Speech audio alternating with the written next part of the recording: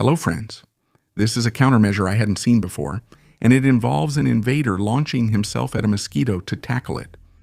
We don't know if it worked, since we haven't heard anything else about this particular orc. We will keep investigating. In the air, the battles between drones from both sides are also getting more intense, as we can see in this footage, where a Ukrainian interceptor chases a Russian drone, Molniya 2, which performs a series of extreme evasive maneuvers to shake off its pursuer. A team with anti-aircraft machine guns on the ground joins the hunt, firing tracer rounds in an attempt to shoot down the intruder from the horde. A real game of cat and mouse? Ivan has been especially creative lately with his ground drones, mounting all sorts of things on them. In this case, he installed a North Korean Type 75 107mm multiple rocket launcher on an NRTK courier drone, after which he carried out field tests in a snowy Ukrainian field, so it must have been a few weeks ago. The Type 75 is a copy of the Chinese Type 63 and has 12 launch tubes capable of firing fragmentation and high explosive rounds, with a maximum range of 8.5 kilometers. Ukrainian intelligence reports indicate that Russia has received around 120 of these North Korean artillery systems, along with tens of thousands of rockets. It made sense for them to mount it on the drone, since it's impossible for an orc crew to operate this system 8 kilometers from the front. They wouldn't last longer than Putin keeps his word. The Defender's aviation keeps hunting down the teams of Z drone operators, and in this case, a fighter jet. A MiG-29 uses 2 American GBU-62 JDAM guided aerial bombs to reshape a base of Vulture operators from the horde that was operating in the city of Juliapol, Zaporizhzhia region. To infinity and beyond, Ivan. On the front of direct sanctions against the oil industry, deep strike units of the Ukrainian Special Operations Forces successfully carried out a night attack, fighting in a horde. It was carried out on 2 fixed gas extraction platforms of Mordor, which operate in the northern Caspian Sea. The attacks aimed to disrupt gas production and weaken their ability to generate revenue through gas sales. According to the General Staff of the Armed Forces of Ukraine, the operation carried out on the night of April 9th to 10th hit the LSP-1 platform in the Yuri Korchagin field and the LSP-2 platform in the Greifer field. These facilities are operated by Lukoil and are located approximately 1,000 kilometers from the front, and they form an important part of the logistics network that supplies fuel and lubricants to the invading forces. The Special Forces released footage from the drone's night vision cameras that confirmed the direct attacks on both platforms.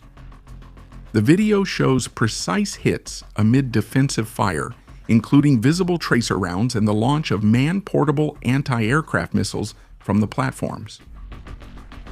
By attacking these facilities so far from the front, Ukrainian forces aim to disrupt the flow of fuel and force the Russians to spread their defensive systems over vast distances. This incident comes after previous Ukrainian actions against Lukoil's platforms, including attacks on the Vladimir Filanovsky field in January 2026.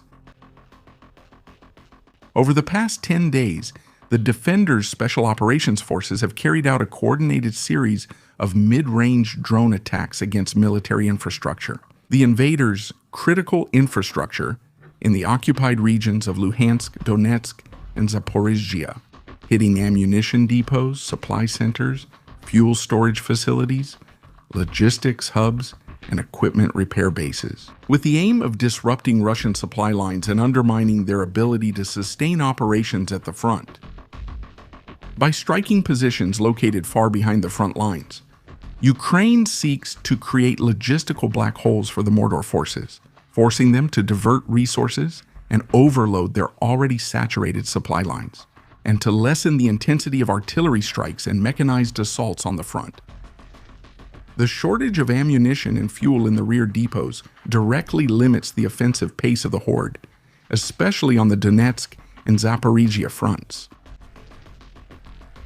In recent weeks, the defenders have significantly increased the pace of medium-range operations against the Russian logistics chain.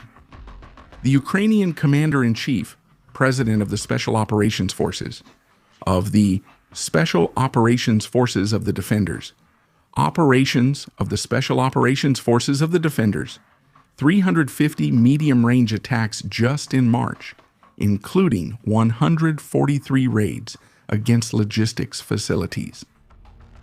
In total, Ukrainian unmanned systems carried out more than 11,000 daily combat missions in March, attacking over 150,000 verified targets, which represents a 50% increase compared to February. On the logistics front, the defenders have just received a significant reinforcement by officially bringing into service 60 units of the American-made M110 203mm self-propelled Howitzer. The delivery, which was confirmed on April 3, 2026, assigns these Cold War giants to the 52nd Independent Artillery Brigade, where they are already carrying out fire missions in the Kramatorsk and Kharkiv sectors. These artillery systems were transferred by Greece through the Czech Republic and had a cost of 200 million euros, which also includes a stock of more than 150,000 high-explosive shells, rocket-assisted for extended range, and cluster munitions for area targets.